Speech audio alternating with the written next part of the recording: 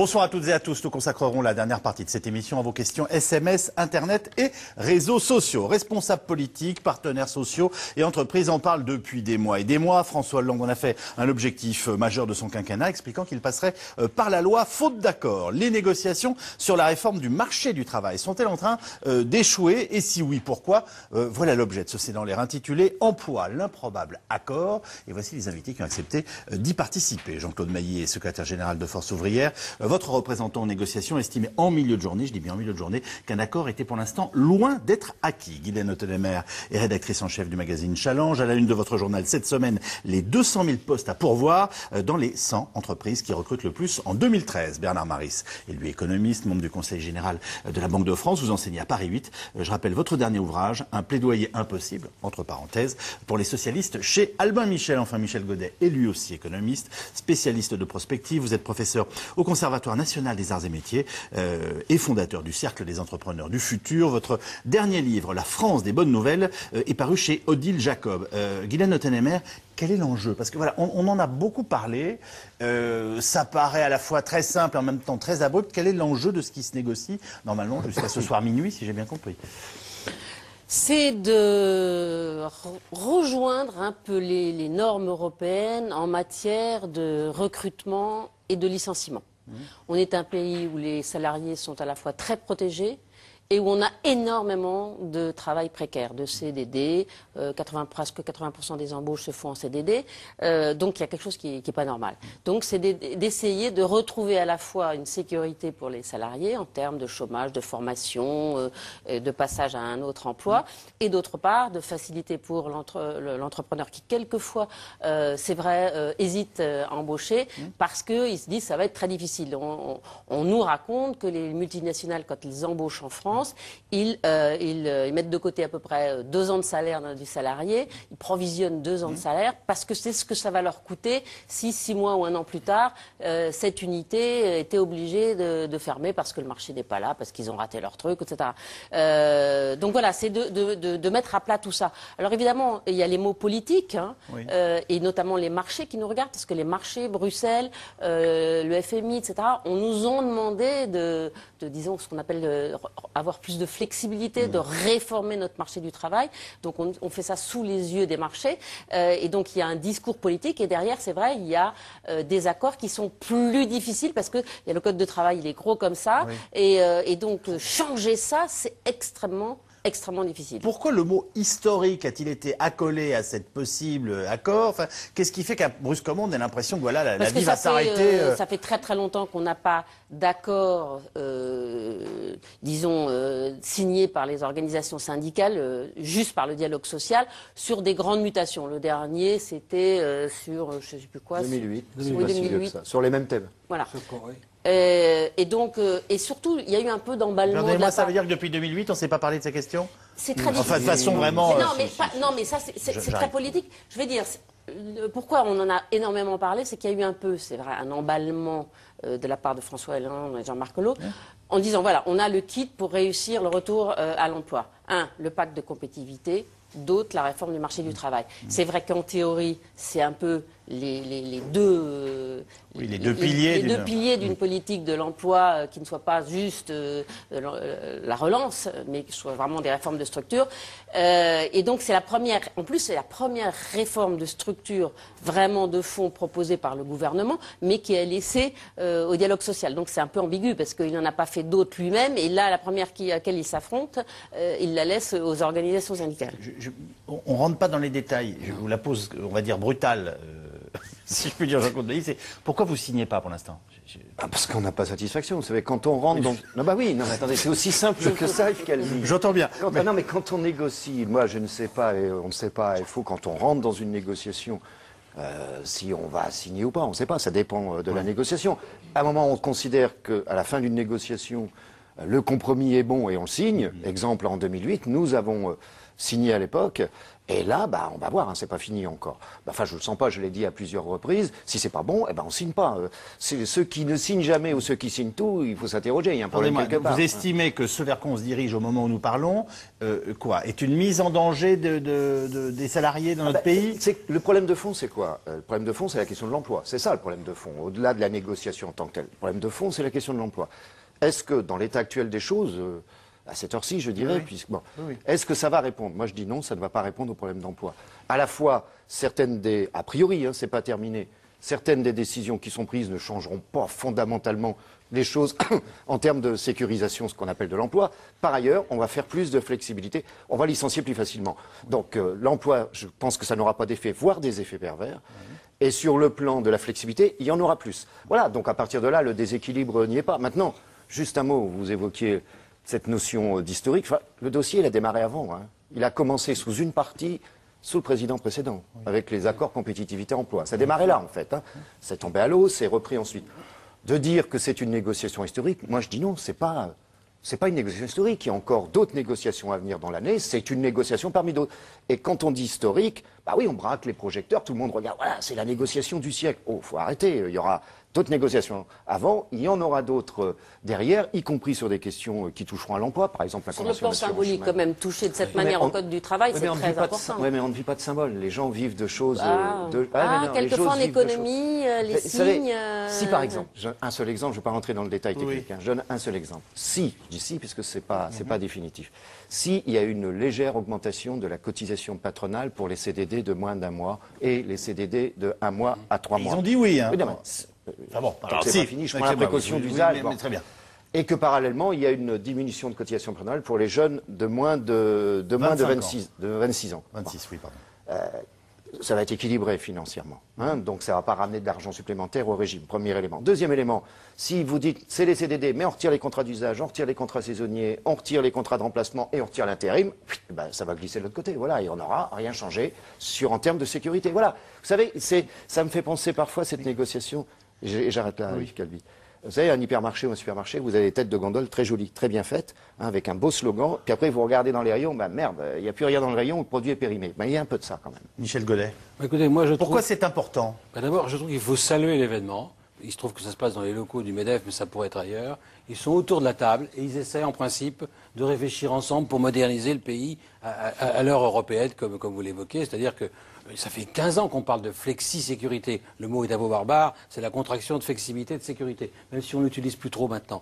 Et ce qu'on regarde, c'est le fameux modèle danois, auquel on fait souvent référence. Mais ce qui est intéressant, c'est que dans le modèle danois, il y a un triangle. Il y a la flexibilité des marchés du travail, il y a une plus grande protection du salarié, et là on y va quand même un petit peu, je vais revenir sur la flexibilité. Et puis il y a un troisième volet dans le modèle danois qu'on n'a pas là. On voit pas où est le trépied là, il y en a que deux. Le troisième, on n'en parle pas, c'est l'incitation économique, l'activation du marché. C'est-à-dire que les gens qui sont au chômage, et si on les indemnise trop fortement et trop longtemps, eh bien on les condamne à y rester. C'est ce qui est constaté dans d'autres pays, et d'après les rapports de l'OCDE, c'est très clair. Et dans des pays qui peuvent sembler peut-être plus libéraux ou simplement plus efficaces de ce point de vue-là, eh bien on a réduit les indemnités et surtout on a des sanctions. C'est-à-dire qu'on protège plus les gens, c'est très bien, mais on protège non pas l'emploi, mais les employés. Et ça, je crois que ça va dans ce sens-là. Vous voulez dire quoi? Qu'on protège l'employabilité, si je puis dire? Non, on protège la personne. On protège la personne dans tout ce qui va dans le sens du portage des droits, etc., de l'extension des mutuelles complémentaires. Tout ça, ça va dans le bon sens. Et c'est faire en sorte qu'il n'y ait pas que les grandes entreprises qui fassent bénéficier leurs salariés de ces avantages, mais l'ensemble des entreprises. Mais il manque le troisième volet. C'est-à-dire que au Danemark, comme vous le savez, ou comme en Allemagne, quand vous refusez une proposition d'emploi une fois, deux fois, eh bien on vous réduit vos indemnisations de chômage. La carotte et le bâton. Donc il y a le côté. Et là, ce troisième volet, il n'y est pas. Bon, c'est pas grave, c'est déjà pas mal, il y en a deux. Enfin, vous savez que ça existe. Il manque un trépied. Oui, mais c'est pas complètement clair. Alors sur la flexibilité, je voudrais quand même ajouter, parce qu'il faut bien distinguer deux choses. Il y a un problème là autour de la table, c'est que les partenaires sociaux représentatifs, ils sont représentatifs, bien évidemment, même si la représentativité va changer dans quelques mois. Mais ils ne représentent pour l'essentiel que les grandes entreprises privées et publiques, et aussi la fonction publique. Et les petites entreprises dont on parle jamais, et quand je viens ici, c'est pour moi l'occasion d'en dire un petit mot. Vous savez que 96% des entreprises de ce pays sont des moins de 20 personnes, que 60% des chefs d'entreprise sont des créateurs, des solos, comme on dit, qui ont créé leur premier emploi, et qui ne font pas le saut de la première embauche, parce que quand ils perdent, quand on embauche quelqu'un, eh bien, si on se trompe sur la personne ou sur le marché, eh bien, dans l'état actuel du Code du travail, et ça va changer, il faut saluer l'accord qui sera plus ou moins, même s'il passe pas, il sera décidé par le gouvernement d'une manière ou d'une autre, eh bien, ils perdent au prud'homme dans 90% des cas, ils n'ont plus qu'à mettre la clé sous la porte. Donc, il y a vraiment, de ce point de vue-là, dans notre société, une modernisation à faire pour faire en sorte qu'on libère de l'emploi. Parce que ceux qui vous prennent les gens en CDD, c'est pas qu'ils veulent les prendre en CDD, c'est qu'ils n'ont pas de visibilité suffisante sur le marché du travail. Un exemple Attendez, concret. Bernard Maris bougonnait. Donc Non, mais je bougonnais parce que, en général, je suis assez d'accord avec ce que dit Michel Godet, mais là, je crois que je suis en total désaccord. D'abord, la France n'est pas un pays où le marché du travail n'est pas flexible. C'est pas vrai. Vous avez à peu près, donc 80%, comme l'a dit Guylaine tout à l'heure, de gens qui sont recrutés en CDD. Vous avez à peu près 15% des salariés qui sont soit en intérim, soit en CDD. C'est plus qu'en Allemagne. 85% sont en CDI. Oui, mais vous avez 15% de salariés qui sont soit en CDD, soit au contraire en intérim. C'est plus qu'en Allemagne. C'est vrai qu'en Allemagne, il y a du temps partiel. Il n'y en a pas. Ça va être négocié à mon avis. Ça va être aussi. Mais ça veut dire quoi? Ça veut dire qu'on va sans doute transformer des travailleurs, des chômeurs en travailleurs pauvres. C'est un choix. On peut faire ce choix. À mon avis, ça fera disparaître un certain nombre de gens de statistiques du chômage, mais au point de vue de la vie des gens, ça ne changera pas grand-chose. Et ce que vous dites sur les indemnités, mais c'est pas vrai. Mais c'est pas vrai, je suis désolé. Les Français ne sont pas plus indemnisés que les autres. Ils sont moins indemnisés en moyenne que les Allemands, moins indemnisés que les Irlandais, moins indemnisés qu'au Royaume-Uni. il y a le plafond et puis il y a la durée. C'est pas la même chose. Mais il ne faut pas laisser dire que les Français sont des gens qui sont totalement surindemnisés par rapport aux autres. Peut-être je vous pose la question autrement. On va détailler. Je voudrais dire une dernière chose sur ce fameux modèle danois. Le modèle français se comporte pas si mal que ça depuis quelques années par rapport aux autres. Les deux modèles qui se comportent mal, c'est le modèle anglais et le modèle danois, Ils ont justement. 2 points moins de chômage que nous, les Anglais. Mais 2,5 points maintenant. Oui, attendez, je suis désolé, mais ils ont combien de plus de travailleurs pauvres? Moi, je veux bien qu'on fasse passer les gens d'un Je côté de préfère un l'autre. travailleur pauvre à un chômeur pauvre, parce qu'on peut l'aider à complémenter Oui. son revenu. On peut Et c'est s'arrêter vrai là-dessus. qu'ils ont- Même si c'est une formule, est-ce qu'on peut s'arrêter là-dessus? La différence entre un travailleur pauvre et un chômeur pauvre, Oui. vous l'apercevez? Je l'aperçois tout à fait, la différence. Ça veut dire qu'un travailleur pauvre, c'est quelqu'un qui ne peut pas vivre, et un chômeur pauvre, c'est quelqu'un qui ne peut pas vivre. Voilà, à peu près, c'est à peu près ça. Mais c'est vrai que- Il y a une différence. Il y a l'espoir. Mais par Non, exemple- mais il faut- ça, prenons c'est très, très l'Angleterre. important, parce Oui, qu'on mais est- c'est très important. Par exemple, vous prenez l'Angleterre, où ils sont effectivement un taux de chômage de 7,8, alors que nous, on dépasse les 10%. Non, c'est pas mais vrai. attendez, je termine. Je veux dire quelque chose. Non, Mais c'est je pas- termine Ja- quand même. je Je termine, quand même, non, Guylaine, d'accord. laissez-moi dire qu'une chose. C'est que malheureusement, les Français ont un marché du travail extrêmement dynamique, avec une population active qui croît énormément, ce qui fait que les Français sont d'entrée handicapés par rapport aux Anglais, aux Allemands rapport et aux à tous Anglais. les pays. Mais si. Ils ont une fécondité Laissez-le comparable. terminer. Le taux Pour que ce soit d'activité. intéressant, il faut qu'on vous entende terminer vos phrases. Le taux- Les uns et les autres. Merci alors. Maris. Le taux d'activité en France a moins chuté. Il est resté à peu près, je dis bien le taux d'activité. Taux d'emploi ou taux Le taux d'activité, c'est-à-dire le nombre de personnes qui sont au travail par rapport à une tranche d'âge. D'accord? Le taux d'emploi. Alors, on a besoin de le taux d'emploi si ça lui fait plaisir. Il est resté à peu près stable en France, il a chuté en Angleterre, il a dégringolé au Danemark. Donc les deux fameux modèles où on est en train de nous dire flex-sécurité, flexibilité, libéralisme et patin couffin, ça ne fonctionne Pardonnez-moi, pas. moi, je comprends très bien ce que vous venez de me dire. Je vois les nuances, mais il me semblait quand même que le chômage ne cessait d'augmenter dans notre pays. Oui, il a augmenté, bien sûr qu'il a augmenté. Et ailleurs aussi. vous- Et en Allemagne aussi. Moyenne européenne, c'est l'augmenté, on est à 11,8, taux officiel. Après, il faut regarder. Moi, je veux bien, mon camarade allemand du DGB parle souvent du modèle allemand. Ja. Oui, oui, je parle pas allemand. Mais Non, moi non plus. Hier, je comprends. Nein, Voilà, aussi. voilà. Donc voilà. Mais qu'est-ce qu'il a dénoncé encore hier? Il a dénoncé la multiplication des mini-jobs, des gens qui bossent pour 470 € par mois. On est tout à fait d'accord, mais vous Voilà. prenez Non, c'est pas une l'Angleterre. Vous solution. prenez l'Angleterre. Ouais, je préfère vivre Taux de chômage, en 7, France 8, qu'en Angleterre, sur le plan mais social. surtout aujourd'hui, l'Angleterre a un taux, les chiffres de l'OCDE, prévu de croissance de 0,9 quand nous 0,4. Non, je veux dire, il y a un dynamisme qui va se créer. Ils ont quand même un taux de chômage de 7,8%, alors qu'ils ont détruit 700 000 emplois dans la fonction publique pour baisser leur dette. Donc c'est quand même, en termes de création d'emplois, un dynamisme extraordinaire. Ce que je veux dire, c'est que, est-ce qu'on a un chômeur pauvre qui, plus ça avance, plus sera rayé des cartes de la société et des radars, ou on a un travailleur Le point fort pauvre de qui... l'Angleterre, il y en a que. Le point fort de l'Angleterre, c'est qu'ils ont 9% des salariés en formation, et en France, il y en a 1%. Là, Là, je suis d'accord. Là, je tire mon chapeau. Je dis effectivement, sur la politique de formation, c'est fort. Mais sur le marché du travail lui-même, flexibilité, libéralisme, facilité de licenciement, c'est pas vrai. Et quand vous dites qu'on peut pas, en France, un licenciement économique, combien de licenciements économiques sont contestés dans les tribunaux en France? 2%. Alors écoutez, vous pouvez licencier qui vous voulez en Mais France. c'est l'effet psychologique. C'est l'effet Mais psychologique. alors la vous le savez psychologie, très bien. d'accord, mais vous le qu'ils savez que très les bien. patrons ils s'allonger. On va vous expliquer deux choses. C'est pourquoi je passe ma vie à rencontrer des chefs d'entreprise qui me disent qu'ils craignent d'engager parce qu'ils pensent ne pas pouvoir licencier. Et pourquoi, pardonnez-moi, autour de moi, et pourquoi j'ai autour de moi autant de copains au chômage. Mais ça, vous essaierez de me l'expliquer après le premier reportage, s'il vous plaît, Jean-Claude Mailly. Dernière ronde, donc, de négociations sur la réforme du marché du travail. Au moment où nous parlons, les tractations se poursuivent. On parle notamment d'un accord sur les contrats courts, dont le patronat a accepté la taxation avec un certain nombre d'exceptions sur lesquelles nous reviendrons aussi. Pour être validé, je vous rappelle que l'accord doit être signé par 3 des 5 organisations syndicales. Margot Chouraki et Stéphane Lopez. Ils n'ont plus que quelques heures pour se mettre d'accord. Et le patronat vient de concéder un dernier effort en acceptant de taxer certains contrats courts. Allez Geneviève, on se retourne. Sans complètement convaincre l'ensemble des syndicats après près de 30 heures de négociations. On a mis dans le texte une baisse des charges patronales pour une embauche d'un jeune de moins de 26 ans pour 3 mois. C'est une avancée forte et incitative pour les chefs d'entreprise à prendre des jeunes en CDI dès le départ. Et ça correspond bien à leurs préoccupations. À partir de ce moment-là, où ils acceptaient ce dispositif incitatif, nous étions donc prêts à faire un pas et à aller sur la taxation des contrats courts. Sur les contrats courts, il y a un effort qui est fait.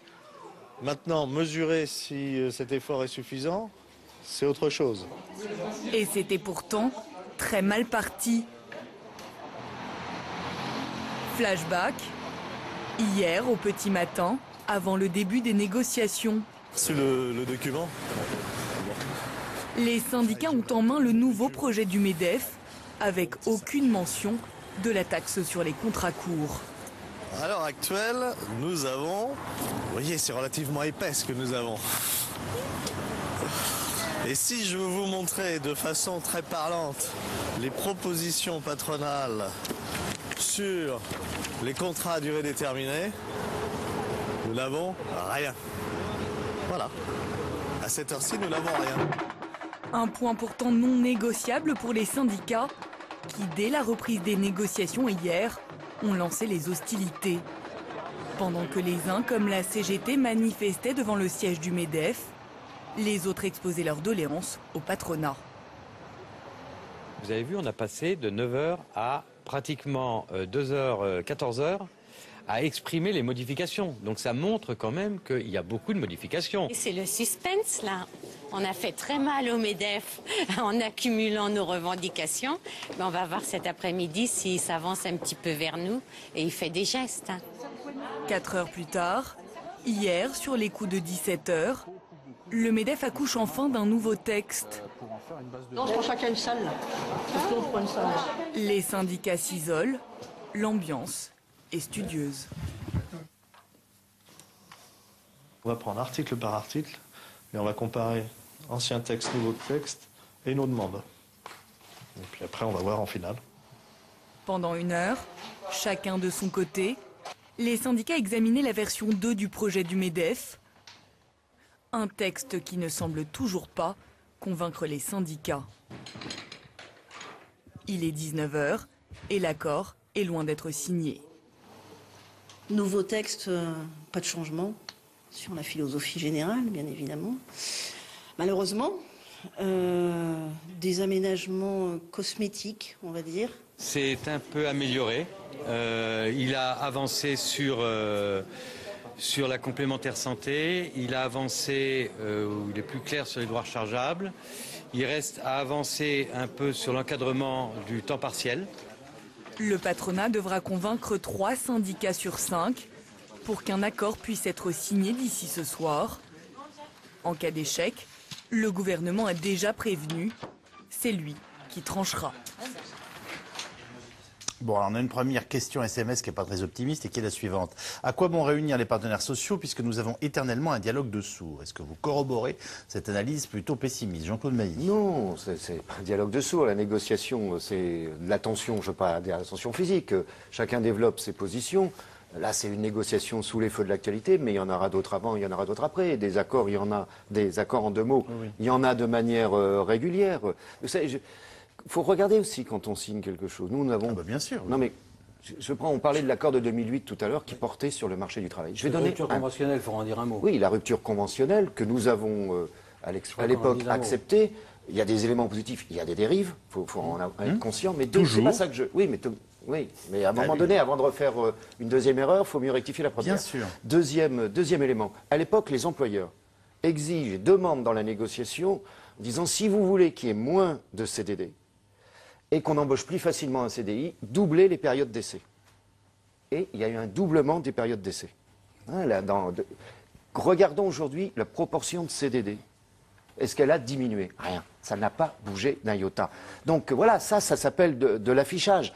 Donc maintenant, le dialogue, la négociation, c'est un élément important dans tous les cas de figure. Hein. Qu'il y ait accord, qu'il n'y ait pas accord, dans tous les cas de figure, il est obligé d'avoir une loi derrière. Il faut bien en avoir conscience. Est-ce qu'on peut commenter juste, je dirais, l'esprit de la question qui nous est posée? Parce qu'on dit tout le temps qu'on a une société française qui est globalement figée dans sa capacité à accoucher d'accords et où tout le monde est dans une espèce de théâtralité des uns et des autres qui fait que, du coup, on ne se parle pas. Alors moi, attendez, je termine. Non, je vais au bout de l'idée qui est exprimée. Après, vous la contestez, vous me dites non, c'est faux ou c'est une caricature. Bon, on nous dit généralement en Allemagne, ils s'enferment et ils décident qu'ils ne sortiront pas de la négociation sans avoir trouvé un accord. Et donc, dans ce cas-là, en effet, dans un accord, il y a des gens qui sont plus ou moins satisfaits. Je ne sais pas, c'est naïf. Vous pensez que vos confrères allemands, ils sont à la solde des patrons? Comment vous voyez les choses? Mais non, on est dans deux logiques qui sont logiques sociales, historiques, etc., qui sont différentes. Je ne vais pas refaire l'histoire du syndicalisme allemand et l'histoire du syndicalisme français, parce qu'on va y passer 1 heure. Il faut faire une émission dessus. Mais c'est pas uniquement... Mais non, allez, je m'attendais... Tac, ça, il plonge tout de suite. Au Danemark, il y a 70% des travailleurs qui sont syndiqués. C'est pas le cas en France. Allez, on va recommencer. Pourquoi? C'est pas les mêmes. Chez nous, c'est 10%. Pourquoi? Dites-moi pourquoi il y a 70%. Vous défendez vos mandants, c'est normal. Pourquoi? Mais non, regardez un peu les choses. Bon sang, ça fait 20 fois que j'explique ça. Si vous êtes salarié... C'est plus le 21e, parce que c'est la pédagogie, c'est bien. Le 22e, c'est la condition de Lénine. Alors, donc, au Danemark ou en Suède, vous êtes salarié. Vous êtes salarié et si vous êtes salarié, vous voulez bénéficier d'un système d'assurance chômage. Parce que là, on est d'accord. Donc, ce sont les syndicats. En Suède, ils sont 3. En Danemark, ils sont plusieurs, qui gèrent directement les caisses d'assurance chômage. D'accord? C'est eux qui gèrent directement. Donc, vous adhérez à la caisse et en même temps, vous adhérez au syndicat. Voilà. Ça s'explique. Nous, on a fait un autre choix en France, qui est de dire, voilà, le système d'assurance chômage, parce qu'on est dans une république avec une volonté, c'est jamais à 100%, d'un minimum d'égalité de droit, voilà, on négocie. Parce que ça marche par la négociation assurance chômage. Et après, tout salarié, syndiqué, non syndiqué, TPE, PME, il a les mêmes droits à l'assurance chômage. Et je ne pense pas j'en suis même sûr, que les droits à l'assurance chômage en France sont moins mauvais ou meilleurs qu'au Danemark. On est dans 2 logiques différentes. Les droits des travailleurs français, pris globalement, ils sont largement comparables à ceux de pays comparables. Hein. Je ne vais pas prendre des pays qui ne sont pas comparables. Alors ça m'énerve quand je dis pas ça par rapport à Michel Godet, mais ah oui, mais 70%. Mais au moins on se pose la question pourquoi il y a 70%. Moi, j'aimerais bien que les syndicats. Oui, mais moi je ne souhaite pas. Parce que je suis pour chaque syndicat, une conception républicaine. Bah oui. J'ai le droit. Et je ne souhaite pas pouvoir gérer demain ma compagnie de construction immobilière, enfin moi pas la mienne à Jean-Claude Mailly, mais ma compagnie d'assurance, etc. On est dans 2 logiques différentes. Je ne critique pas mes amis suédois d'Amar, c'est leur histoire, etc. Bon voilà, mais ne dites pas à partir de là, eux ils sont 70, vous êtes 8 ou 10, donc vous êtes mauvais. Arrêtons, c'est des comparaisons qui tiennent pas la route. Il y a quand même la CGT qui vient autour de la table, dès le départ on sait qu'elle ne signera pas. Donc pourquoi ils sont autour de la table? Jean-Claude Mailly, je vous redonne la parole, on reste pendant des négociations comme celles qui ont lieu en ce moment, est-ce que, parce que moi je vois souvent les responsables syndicaux ressortir en disant, alors on va aller consulter la base. Alors on se dit, tiens, elle est où la base?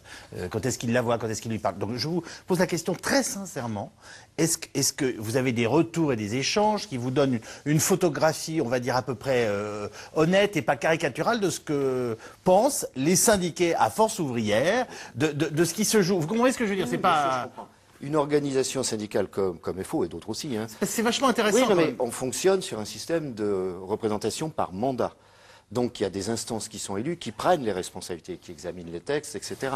Et qui prennent le quand il y a un accord de ce type ou un autre, hein, on ne va pas interroger, je n'ai même pas le fichier des adhérents, je ne pourrais pas le faire, interroger individuellement chaque adhérent. Vous avez compris.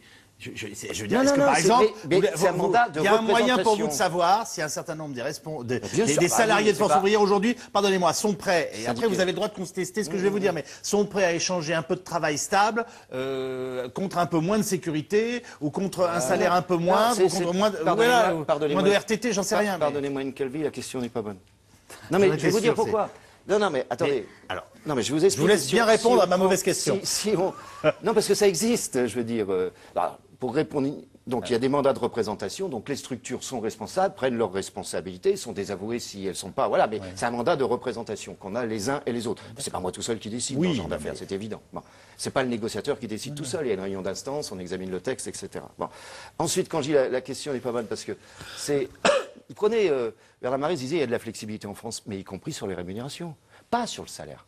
Salaire de base, non. Ça, on ne le remet pas en question. Mais combien de fois tel primaire mis en question? L'intéressement, qui est par définition un instrument flexible de rémunération, c'est fonction de l'activité de l'entreprise. Quand je vois ce que nous avons signé, quand il y a une période difficile dans une entreprise, PSA, Sevel-Nord ou d'autres boîtes, on a signé quoi? Pour maintenir l'emploi, on a signé non pas une remise en cause du salaire de base. Ça, non. Ça, on n'est pas d'accord. Mais on a remis en cause des primes, on a fait de la modération salariale, changé l'organisation du travail. Ça, c'est pas nouveau, hein. Ça existe depuis tout le temps. Sauf que là, l'un des enjeux dans cette négociation, c'est que le patronat veut échapper, si des salariés ne sont pas d'accord, à l'obligation de faire un plan de sauvegarde de l'emploi. Et ça, on n'est pas d'accord. Voilà, alors, on y va. Michel Godet et ensuite, bien entendu, juste un mot. C'est vrai qu'il y a des négociations qui se font, mais parfois c'est dans l'autre sens. Parce qu'aujourd'hui, chez Renault, le débat, c'est de revenir aux 35 heures. Parce qu'ils sont à 10% en dessous, et d'accepter en contrepartie. Autrement, c'est maintenir la compétitivité. Autrement, l'emploi risque de partir ailleurs. On en est là. Donc, on a eu dans ce pays, je trouve, il faut distinguer, même si c'est pas le modèle danois, il est vrai que c'est naturel. Ceux qui sont représentés au travers des syndicats officiels sont quand même ceux qui bénéficient des statuts les plus protecteurs des grandes entreprises dans la société. Donc, comme j'ai écrit à un moment donné, la sécurité des uns se nourrit de l'insécurité des autres. Et je voudrais ici évoquer le cas des CDD. Moi, j'ai une proposition ici un peu non conventionnelle à évoquer. Les CDD. En fait, le problème des CDD aujourd'hui, c'est qu'un jeune ou moins jeune, quand il a un CDD, eh bien, il est en précarité totale parce qu'il peut pas se loger. Louer un appartement. Il peut pas se loger. Il peut pas acheter sa voiture. Bon, oui, bien sûr, oui. Donc c'est ça le problème. Parce qu'autrement, le jeune, il sait très bien, et c'est là on s'est arrêté d'ailleurs sur le débat, travailleur pauvre, chômeur pauvre. Et moi, j'allais dire que je préfère un chômeur pauvre, un travailleur pauvre qu'un chômeur pauvre. Pourquoi? Parce que l'insertion, dès qu'on a un emploi, on développe sa compétence en situation. Et quand on valorise sa compétence comme un apprenti, au fur et à mesure qu'on la valorise, eh bien, on vaut plus cher sur le marché du travail. Et alors qu'à l'inverse, que quand on est au chômage, on se détruit psychologiquement et dans son image. On a un marqueur social qui devient négatif. Donc il faut surtout aider les gens à rester en situation d'emploi, quitte à donner des primes à l'emploi ou des primes compensatrices pour des revenus, pour des gens parce qu'ils... Donc je propose, je vais jusqu'au bout de ma proposition. Moi, je voudrais bien qu'on aille presque quasiment au modèle suédois. C'est plus le Danemark cette fois-ci, c'est suédois. Au nom de l'égalité de traitement des citoyens, on fait un contrat à durée indéterminée pour tout le monde. J'enlève le cas des apprentis. On a un contrat à durée indéterminée pour tout le monde, plus flexible naturellement, plus responsable aussi. Les gens qui sont au chômage, si on leur fait des propositions d'emploi ou de mobilité, s'ils refusent, je vous rappelle qu'à Florange, on est à moins de 100 km de beach où ils cherchent désespérément des chaudronniers, des soudeurs et des fraiseurs. Donc c'est pas tant que ça, 100 km pour se déplacer. On pourrait peut-être les aider, les accompagner, les former, etc. Donc on n'a pas toujours le courage de le faire. Si le secteur est en difficulté, vous fermez quand même l'usine, hein? Ah, bien évidemment. Ah oui, d'accord. J'accompagne, mais c'est possible. On a des exemples vitrés, ils ont perdu 1000 emplois. Pour aller au bout de la... Absolument. Ce que je propose, moi, c'est qu'on examine la disparition du CDD. Tout simplement, on a quelque chose qui joue ce rôle dans la société française aujourd'hui. C'est le travail temporaire qui joue bien ce rôle. 30% des gens, il y a 2% de l'emploi, 600 000 personnes en travail temporaire. 30% d'entre eux sortent avec un CDI. Sortent de travail temporaire avec un CDI parce que vous les embauchez, vous les prenez à l'essai. Ça vous coûte plus cher, c'est une forme finalement de taxation de l'emploi précaire, mais c'est une protection aussi parce que le travail temporaire, c'est bien réglementé et c'est une fonction d'insertion. Et à ce moment-là, il n'y a plus de CDD. Tout le monde le travail temporaire, quitte à le rendre plus facile, moins coûteux éventuellement, et on en a réglé le problème. Parce que le travail temporaire, c'est une vraie école d'insertion. Alors, je peux réagir? Oui, rapidement. Rapidement, ça fait un petit moment qu'elle est très très sage.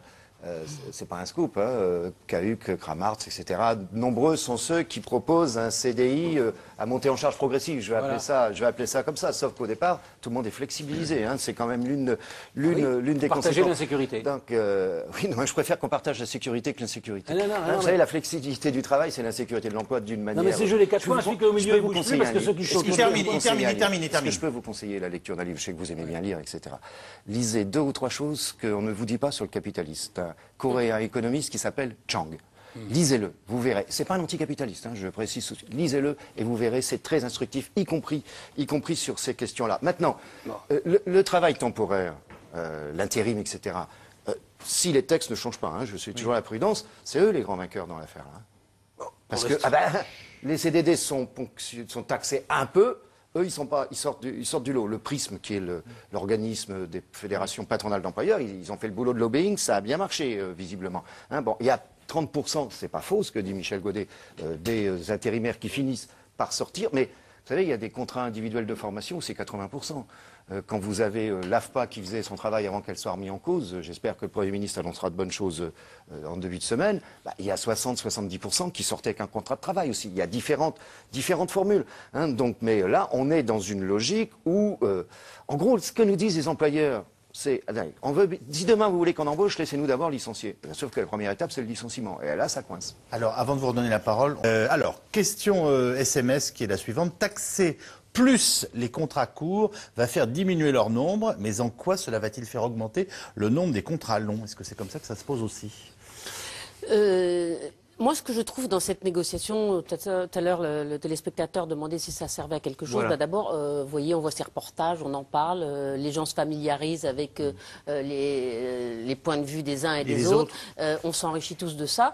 Et moi, ce que je trouve, c'est que dans cette négociation, le MEDEF n'a pas été trop audacieux. C'est-à-dire que je comprends bien que pour les représentants des dirigeants d'entreprise, ce soit important de modifier le système de licenciement. Je crois que c'est un système très lourd. Moi, je l'ai vécu. Il y a des règles qui sont ineptes, anciennes, ancestrales, qui n'y répondent pas à l'activité aujourd'hui. Pensez à quoi? Donnez-nous un exemple. Je vous donne un exemple. Ouais. Quand je dirigeais une radio, il y a eu le 11 septembre, 70% de perte de nos revenus publicitaires. Donc il faut licencier. À cette époque, c'était une radio économique. J'avais embauché des chroniqueurs économiques parce qu'il n'y en avait plus beaucoup. Et puis il y avait énormément de petites mains qui commencent comme stagiaires et qui finissent par faire une chronique sur l'assiette, une chronique sur sortir le week-end, une chronique sur la météo, etc.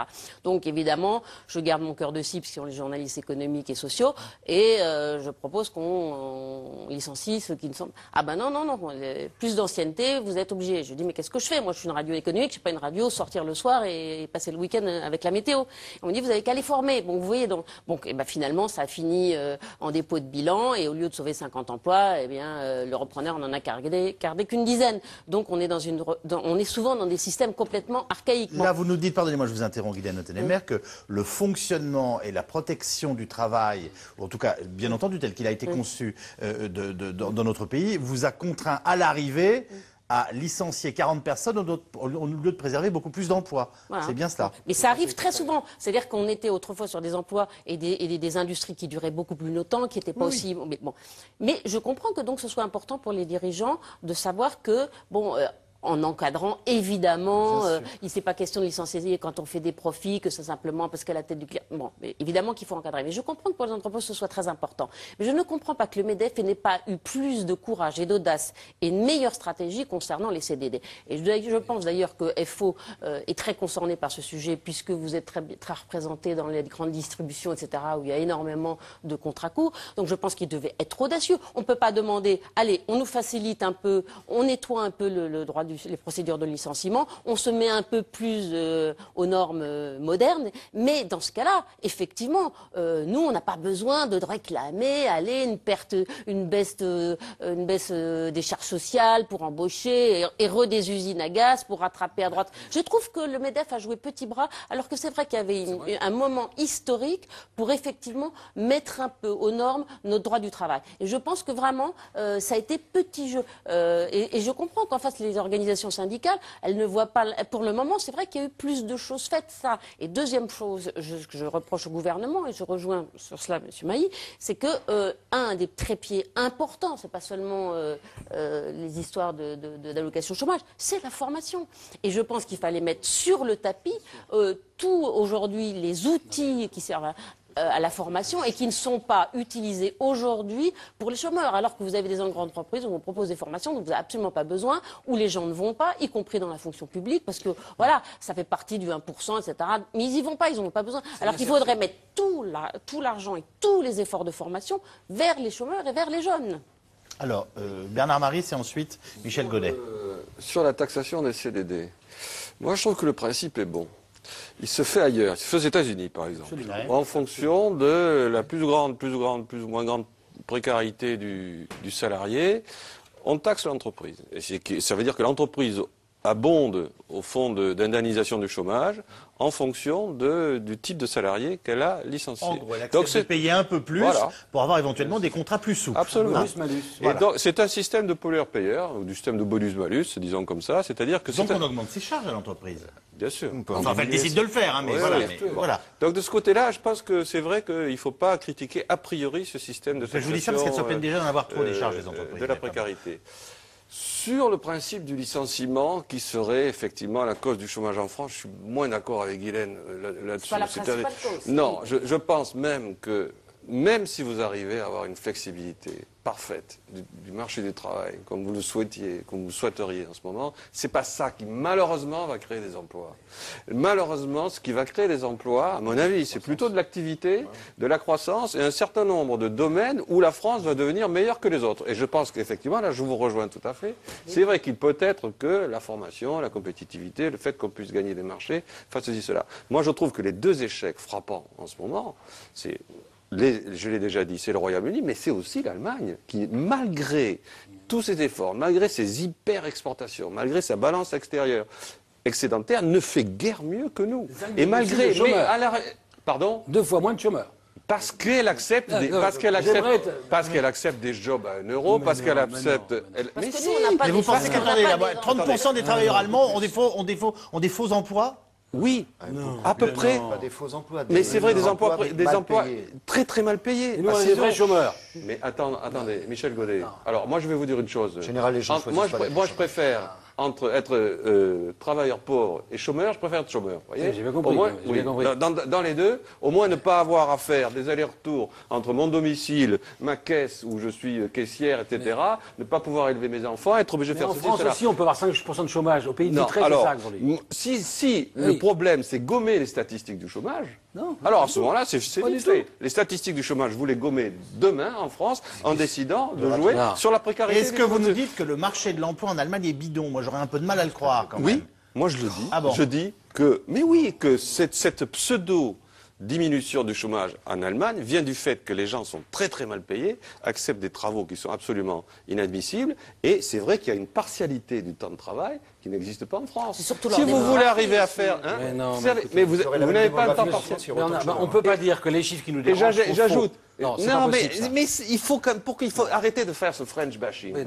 Arrêtez de dire que la France est la pire. Il faut arrêter. On n'a pas dit ça, là. Mais si, vous qui aimez la démographie, Michel, vous aimez la démographie. Attendez, pourquoi depuis des mois, dans ce cas-là, on nous bassine avec la nécessité d'améliorer le marché du travail en France pour que le président Hollande, qui je sache n'est pas le président Sarkozy, et l'un et l'autre ont estimé nécessaire qu'on se mette autour de la table à différents moments pour voir comment on pouvait fluidifier ce marché du travail. Quel est le problème en France? C'est l'accès des jeunes au CDI, c'est ça.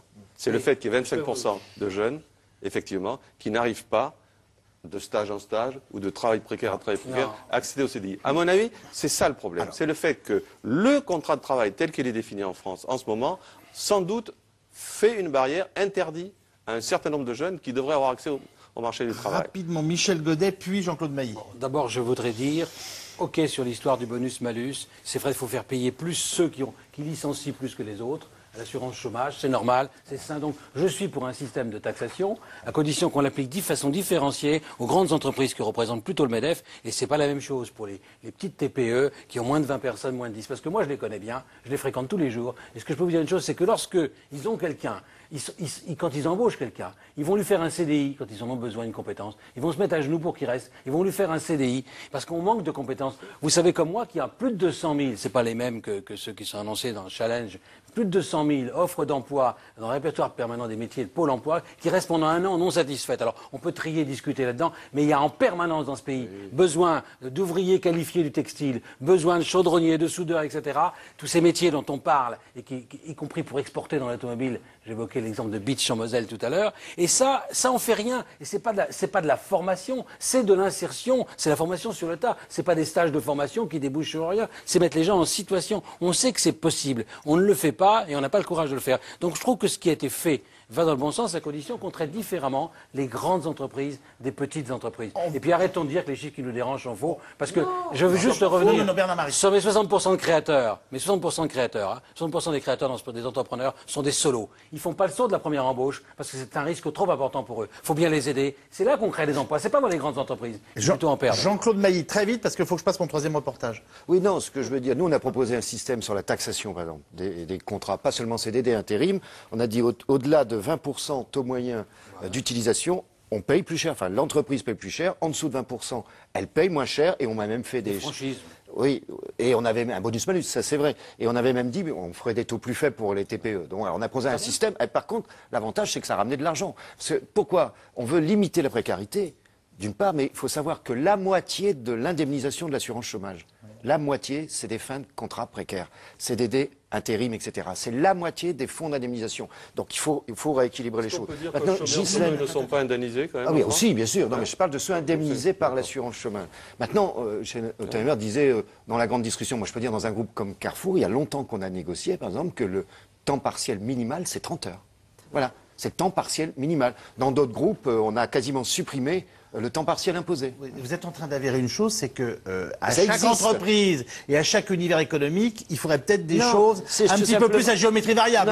Non, pas du tout. Voilà. Ah bah oui, ça vous choque. Mais oui, mais pas du tout. C'est pas du tout ça. C'est ça qui est intéressant. Quand il y a quand vous avez une loi ou un texte, rien ne vous empêche de l'améliorer dans une entreprise. Ça s'appelle des accords d'entreprise. Et ça existe de manière régulière, ça. Et ça veut dire tout simplement qu'il y a des employeurs qui sont peut-être plus malins. Alors pendant ce temps, Renault mène ses propres négociations avec ses syndicats. La direction souhaite appliquer en France ce qu'elle a notamment obtenu en Espagne. Augmentation du temps de travail, réduction des RTT. En cas d'accord, Renault s'engage à ne pas fermer de site pendant 2 ans. Les syndicats parlent évidemment de chantage à l'emploi. Laurent Hirsch, Mathieu Despion.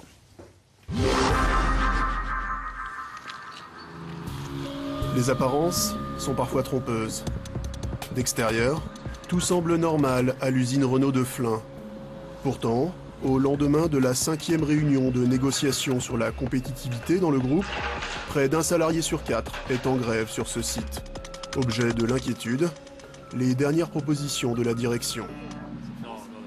On va revenir au moins 50 ans en arrière, c'est un truc c'est du jamais vu ça, ce truc-là. Ce qui est dingue, c'est qu'il t'explique qu'il faut qu'on gagne moins, nous, les ouvriers, pour que les entreprises soient sauvées. Mais c'est exactement l'inverse.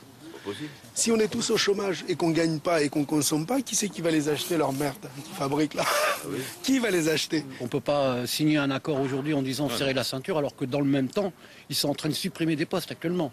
Donc, comme on dit, nous, ce qu'on veut arrêter, c'est la saignée. Parce que c'est carrément une saignée. Hein. De toute façon, dans leur projet de compétitivité, de toute façon, ils n'en auront jamais assez. Ici, les dernières propositions de la direction passent mal. Augmentation du temps de travail de 6,5%. Suppression de 2 à 20 jours de RTT par salarié et par an. En contrepartie, aucune fermeture d'usine en France d'ici fin 2016. Autre point de friction, la mobilité contrainte et non plus volontaire. Ils veulent nous obliger, nous qui travaillons dans ce coin-là, ils veulent nous obliger à aller à Cléon, à Sandouville, au Mans. Il est où le Mans? Il est là. Voilà, vous voyez, on est obligé d'aller sur tous ces sites-là. Ils nous parlent de compétitivité, mais bon sang, jusqu'où? Jusqu'où on va aller? Quand est-ce qu'ils vont s'arrêter et estimer que ça y est, ils se font assez d'argent? Moi, je suis d'origine turque.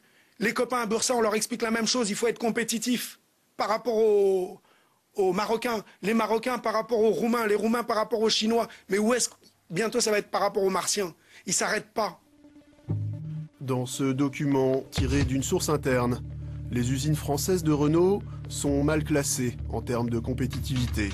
Des salariés français plus onéreux et qui travaillent moins qu'en Espagne notamment. Là-bas, direction et syndicats ont signé le mois dernier un accord de flexibilité et de baisse des salaires contre la création de 1300 postes sur les 3 prochaines années. Nous célébrons aujourd'hui une grande nouvelle pour l'économie espagnole.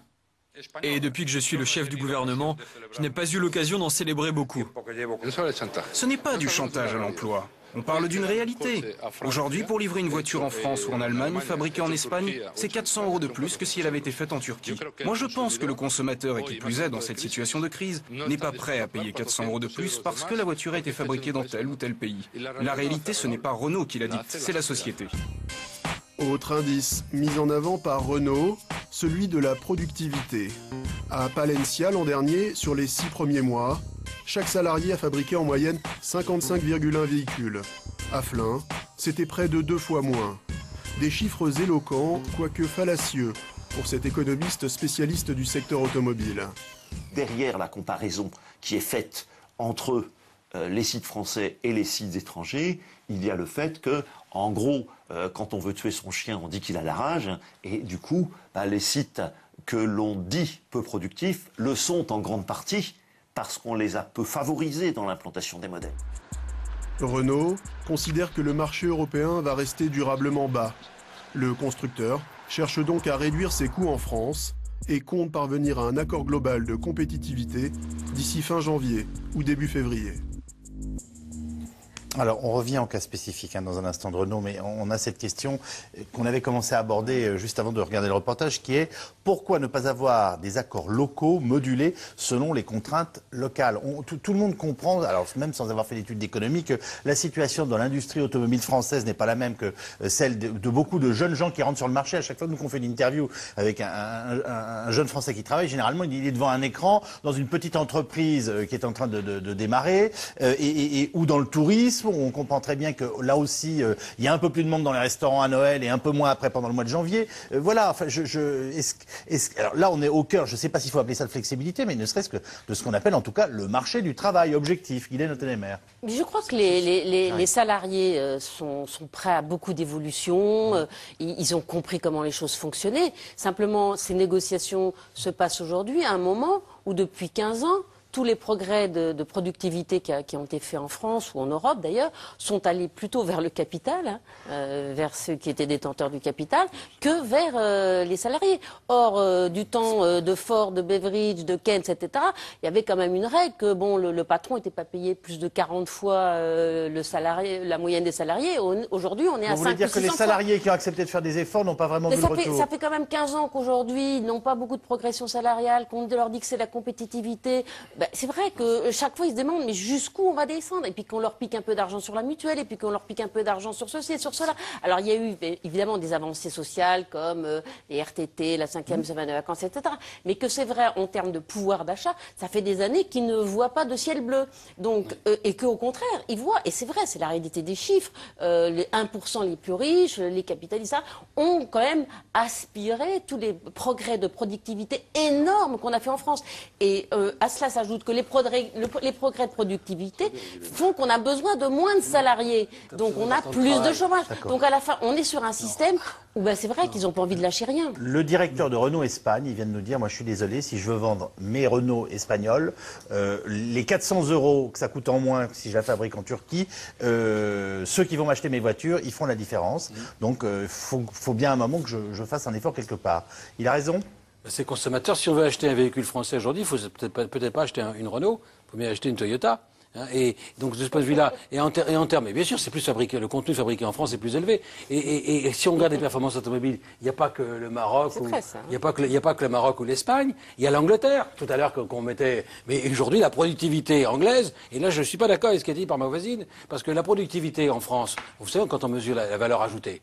Bon, il y a une partie qui va dans les salaires et il y a une partie qui va dans ce qu'on appelle l'excédent brut d'exploitation, dont une partie va rémunérer effectivement de façon excessive un patronat qui parfois se se rémunèrent de façon excessive. Mais oui, mais c'est pas le cas ces 2-3 dernières années. Hein, c'était le cas sur 15-20 ans peut-être. Et aujourd'hui en France, le problème qu'on a, c'est que nos entreprises n'ont plus d'excédent brut. Et il y a une part des salaires en valeur ajoutée tellement élevée et une part qui reste pour l'excédent brut d'exploitation trop faible. Elles ne peuvent plus investir par rapport aux Allemandes qui investissent 2 fois plus. Donc on a un problème aujourd'hui. Au contraire, de trop faible productivité. Et en France, on peut dire que les gains de productivité, on les a transformés en temps libre. Ouais, excusez-moi, le vrai choc de compétitivité de ce pays, c'est remettre la France au travail. Car c'est l'activité qui crée la richesse et l'emploi. On en revient toujours à ce débat que vous voulez pas aborder. Comment mettons les gens au travail quand il n'y a pas de carnet de commandes? C'est ça, bonne remarque. Mais c'est les pays où le taux de chômage est le plus faible, c'est les pays où il y a plus de gens qui bossent, ils bossent plus longtemps qu'ailleurs. C'est pas Donc vrai. c'est bien parce qu'on a cassé la dynamique de compétitivité dans notre pays. Il faut revenir à un cercle plus vertueux. Et c'est bien d'ailleurs le débat chez Renault. On l'a pas dit tout à l'heure ce chiffre.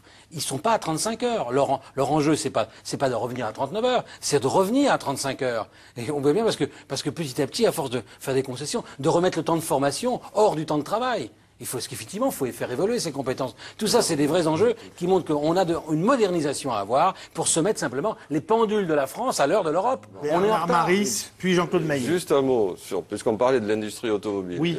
C'est quand même intéressant de voir comment une entreprise comme Renault, qui il y a 20 ans, était remarquablement compétitive, taillait des croupières Volkswagen, effectivement, a réussi en 20 ans à disparaître, alors que Volkswagen, au contraire, est devenu le maître du monde. C'est quand même pas mal, c'est quand même intéressant. Et embauche, elle, bien sûr, dans son pays, des travailleurs dans son pays, ne va pas délocaliser au Maroc comme on fait nous, et en plus, en moyenne, en Allemagne, je suis désolé, Michel Godet, mais le temps de travail moyen allemand est plus faible que le nôtre. Tout le monde vous dira que pas par habitant. C'est ça qui compte, c'est le nombre de rameurs. Bon, ah oui, 50 heures de plus par habitant. J'ai les chiffres. Moi aussi j'ai les chiffres, donc on va se battre sur les chiffres. C'est pas possible qu'on se batte pour ce genre de choses. Non, ça ne vaut pas le coup. Mais c'est vrai que de ce côté-là, c'est vrai qu'il y a un problème de productivité. Il a tout à fait raison. Il y a un problème de marge des entreprises aussi. Si les entreprises ne font pas de marge, elles n'investissent pas. C'est vrai qu'il y a un problème de conquête de marché. Si jamais Dassault vend ses 126 Rafales aux Indiens, ça va faire du bien à Dassault. J'aimerais bien que Dassault vende quelques Rafales avant que je meure. Parce que vous en achetez 11 par an. Voilà, j'aurais vu un truc extraordinaire. Oui, moi aussi je le verrai, j'espère que je le verrai. De toute façon, si jamais ils ne les vendent pas, ils s'arrêtent. Alors il n'y aura plus, à mon avis, de successeurs à... C'est parce qu'on leur achète trop cher qu'ils ne pouvaient pas les vendre. Non, c'est pas pour ça, ils sont plus compétitifs terminé. Donc je termine là-dessus. C'est vrai qu'il y a un problème. Le problème du chômage, c'est pas un problème de salariés. La faute n'est pas sur le chômage, ce n'est pas la faute aux salariés qui ne sont pas flexibles. On peut licencier en France, on licencie beaucoup en France. On n'indemnise pas les gens plus en France qu'ailleurs. Ça coûte cher, semble-t-il. Non, ça coûte pas plus cher qu'en Irlande, par exemple. C'est la clé sous la porte. Je répète. Pourquoi vous dites ça? Ça ne coûte pas plus cher qu'en Irlande. Ça ne coûte pas plus cher qu'en Irlande. Mais non, vous avez toujours les grandes entreprises. Si c'est un salarié qui a fait 25 ans, évidemment, ça va vous coûter cher. Mais quand vous licenciez quelqu'un qui a fait 3 ans dans l'entreprise, ça vous coûte pas cher. Et vous pouvez le faire. Et les licenciements le CDD est beaucoup plus rigide de ce point de vue-là. Les licenciements collectifs ne sont pas plus difficiles en France qu'ailleurs. Donc ce n'est pas la faute du chômage, c'est pas la faute du salarié. C'est la faute de l'activité. Les licenciements qui coûtent les plus chers en France, ce sont ceux des PDG qui ont des parachutes dorés. Cela, je peux vous assurer qu'ils coûtent cher. Mais après, quand on regarde la moyenne des chiffres de ce que touche un salarié en indemnité de licenciement, de mémoire, c'est 44%, c'est l'indemnité légale. Donc c'est pas... C'est cher et long. C'est cher, long, compliqué, oui, ça demande tout. Quand vous avez un plan de licenciement, l'entreprise, pendant ce temps de procédure de licenciement, met toutes ses forces dans ces négociations, dans ces trucs compliqués, etc. C'est normal. Oui, non, c'est pas normal. Il y a quelque chose qui existe. C'est pas normal. Il doit y avoir des lois claires qu'on applique clairement. Je reprends mes questions SMS. Pardonnez-moi. Les accords de méthode, c'est fait pour ça. Les mesures dont on entend parler sont-elles à la hauteur de l'enjeu, à savoir le retour de la confiance? Non. Non. Enfin, la hauteur pour moi, puisqu'on explique depuis le début d'ailleurs, au-delà de ce qu'on discutait sur le bonus-malus, selon moi nécessaire, si on veut régler le problème de l'emploi, il faut retrouver de l'activité et de la croissance. Or ça, ce qui est en discussion ne ramènera ni activité ni croissance. Ce qui me frappe, c'est la peur du juge qui a été donnée à la fois par Michel et par Guylaine. Je pense que pour que la peur du juge disparaisse, il faut que peut-être les règles, effectivement, de licenciement soient redéfinies. Je voudrais préciser que 2% des licenciements économiques sont contestés. 30% des licenciements personnels sont contestés. Ça, c'est tout à fait différent. Passe devant le juge. Mais c'est vrai qu'il y a une peur du juge en France, qui n'existe peut-être pas ailleurs, et que de ce côté-là, il y a peut-être quelque chose effectivement à faire. En cas d'échec de la négociation, le gouvernement suivra-t-il le patronat ou les syndicats, ou bien mécontentera-t-il les deux? Guylaine Hautenemer. Il va suivre sa feuille de route, je pense qu'elle est assez claire aujourd'hui. Ça sera sûrement un peu plus dur pour le MEDEF si c'est une loi. D'autant plus qu'au Parlement, un certain nombre de députés socialistes voudront renforcer les droits des salariés par rapport aux avantages accordés au MEDEF. Donc c'est pour ça d'ailleurs que le MEDEF a tout à fait intérêt à signer. C'est pour ça aussi que le gouvernement aimerait bien que ce soit les syndicats qui acceptent la flexibilité, comme ça il n'a pas à le faire lui. Oui, ça me paraît assez logique. Oui. Voilà. Pouvez-vous, si vous pouvez lui donner un coup de main, pouvez-vous définir, ah bon d'accord, pouvez-vous définir ce que serait un accord historique, entre guillemets, nous dit un téléspectateur? Avec un petit H, et c'est un accord parmi d'autres. Non, mais je pense que la généralisation de la couverture maladie, c'est bien. Ça, c'est très bien. Il y a quand même des avancées. C'est quand même une belle avancée, ça. C'est formidable. Il y a quand même des belles avancées. Les droits rechargeables. C'est quoi les droits rechargeables? C'est-à-dire, par exemple, vous êtes au chômage, vous reprenez un emploi. Bon, et si vous reprenez un emploi, vous perdez vos droits d'avant et vous vous retrouvez finalement au chômage 2 mois plus tard, donc vous n'avez plus les mêmes droits qu'avant. Donc vous allez cumuler vos droits. Alors évidemment, il y a des effets pervers. Moi, les droits rechargeables, c'est une bonne idée, on est pour. Ceci étant, il faut. C'est une évidence quand les droits rechargeables, enfin moi je sais pas, mais. Oui, on se demande pourquoi ça n'existait pas avant. Oui, sauf qu'il faut verrouiller le système, et c'est pas fait encore. Il faut verrouiller le système, pourquoi? Parce que toute modification, ça c'est l'expérience, toute modification dans les règles en matière d'assurance chômage, les entreprises, et c'est normal, s'adaptent. Et si vous risquez de multiplier les petits contrats, en disant aux salariés, prenez-le, écoutez, il n'y a pas de problème, derrière, vous serez couverts. Donc il faut verrouiller cet aspect des choses. Voilà. Oui. La généralisation de la complémentaire, généralisation de la complémentaire santé, on demande ça depuis, on est plusieurs à demander ça depuis longtemps. Sauf que dans l'état actuel du texte, toujours encore, on verra ce qu'il en sortira. C'est dans 4 ans. C'est dans 4 ans et on fait rentrer pour la première fois les sociétés d'assurance dans le jeu. Pourquoi ce qui est possible ailleurs ne l'est pas en France? Mais quoi? Tout. Alors voilà, alors quoi me dit Mailly et tout me dit Godet. C'est ça qui est plus possible dans ce pays, c'est que... Non mais ce qui est quand même bien, moi je trouve, c'est qu'on commence à mettre des vraies questions sur la table. Avant c'était un gros mot que de parler de flexi-sécurité. Aujourd'hui, tout le monde, les mots sont acceptés. Avant, on ne pouvait même pas aborder le thème. Maintenant, tout à l'heure, il a évoqué le fait qu'il n'y avait pas beaucoup d'actes judiciaires ou juridiques, etc. Bon, la réalité vécue psychologiquement par les petits entrepreneurs qui passent au prud'homme, 90% de ceux qui passent au prud'homme perdent, n'ont plus qu'à mettre la clé sous la portée. Et cette rumeur-là, ça existe. Parce que les organisations patronales font pas leur boulot. Et puis, il y a une chose qu'on n'a pas évoquée, c'est qu'on a flexibilisé déjà énormément, on l'a évoqué tout à l'heure, il faut y revenir, la rupture conventionnelle. Vous savez qu'il y a 2 fois plus de gens qui quittent leur emploi par rupture conventionnelle. 1 million au total. La rupture conventionnelle, c'est d'un commun accord entre l'employeur et l'employé. Bon, souvent, c'est un licenciement déguisé où on s'arrange, où on a envie de partir, et donc faites-moi une rupture conventionnelle. J'ai bénéficié de la protection du chômage, d'assurance chômage, mais je suis parti en fait parce que j'en avais marre. Il y a beaucoup de choses qui sont retraites qui se. Il y a beaucoup de choses déguisées. C'est 2 fois plus que les licences. Moi, ce qui me choque dans ce débat, c'est qu'on parle des licenciements économiques, mais c'est 2 fois moins important, les licenciements économiques, que ces ruptures conventionnelles. Donc on se rend compte que quand on met des dispositifs, et c'est le point qui a été évoqué, moi ce qui m'ennuie un petit peu dans ces décisions qu'on prend d'en haut, là, cette frange jacobine, c'est qu'on les prend sans expérimenter les effets pervers. C'est ce que vous disiez il y a un instant. C'est quand même étrange que le chômage, enfin l'assurance chômage qui a pour but d'être une couverture sociale, soit devenu finalement un élément d'équilibre du système. Je ne sais pas. Ça s'appelle les amortisseurs sociaux. Oui, c'est un amortisseur social. Mais il y a des choses à rectifier. Non, mais c'est quand même pas normal que la moitié des dépenses d'indemnisation pour les chômeurs, indemnisés, c'est la moitié des chômeurs en plus, ce soit uniquement des fins de CDD, d'intérim, mais c'est pas les salariés en question qui sont... Voilà, mais c'est pas normal. Donc on devrait faire payer aussi la fonction publique, puisqu'ils ne bénéficient pas de la sécurité d'emploi, ils devraient contribuer à la sécurisation des autres. Je fais tourner les questions, excusez-moi. Pourquoi ne pas détaxer les CDI plutôt que de surtaxer les CDD? Il faut bien équilibrer le système financier. Oui. Si on fait payer plus d'un côté, il faut bien... On peut équilibrer les chômeurs, là. Très bien. À quand les fins de contrat à vie pour les fonctionnaires? Je sais pas. Il n'était pas venu pour ça initialement, Jean-Claude Mailly. Non, pas du tout. Vous savez qu'il y a plus de contractuels et de contrats dans la fonction publique que dans le privé d'ailleurs. Hein, parce qu'on a essayé, on a même signé un accord pour prévoir transformation de contractuels en CDI avec des contrats qui se perdurent. Il y a encore un article il n'y a pas longtemps sur les chercheurs, par exemple, dans tous les milieux. Alors la garantie, ce qu'on appelle la garantie de l'emploi dans la fonction publique, c'est un élément statutaire qui est critiqué. Aujourd'hui, ça a toujours été considéré comme un élément de neutralité du fonctionnaire. Hein, si vous avez, on n'est pas dans un système à l'américaine. Oui. Voilà, c'est lié à ça.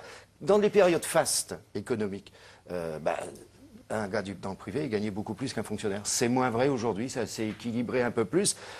Puis quand on fait la moyenne des fonctionnaires, la majorité des fonctionnaires sont des enseignants, sont cadres voilà. dans la fonction publique, donc ça fait monter la moyenne, les autres ne sont pas. Donc il faut regarder ça, là encore. Critères de qualité, de manière précise. Moi je dis critères de qualité du service public. Si vous voulez avoir un service public de qualité, il faut garder le statut du fonctionnaire.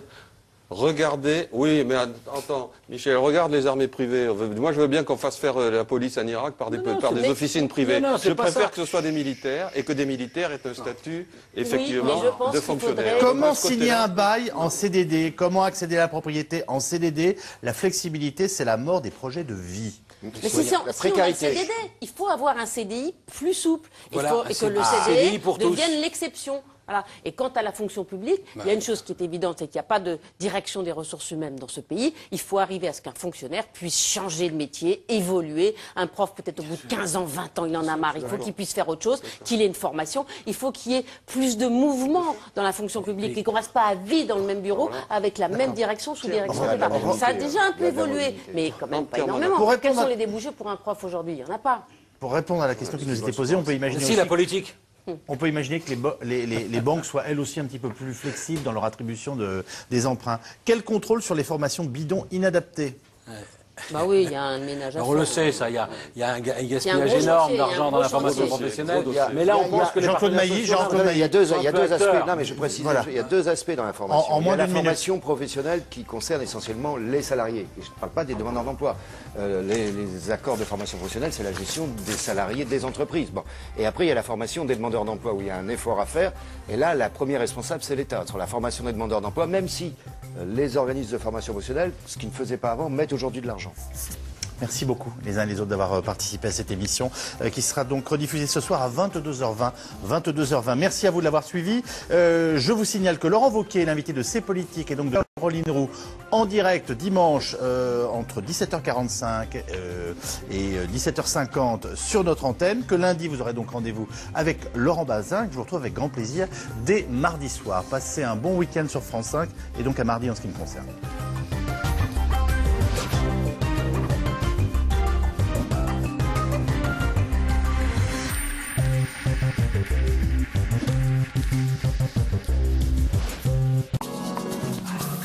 Pour toutes vos questions sur l'actu, c'est dans l'air sur France5.fr.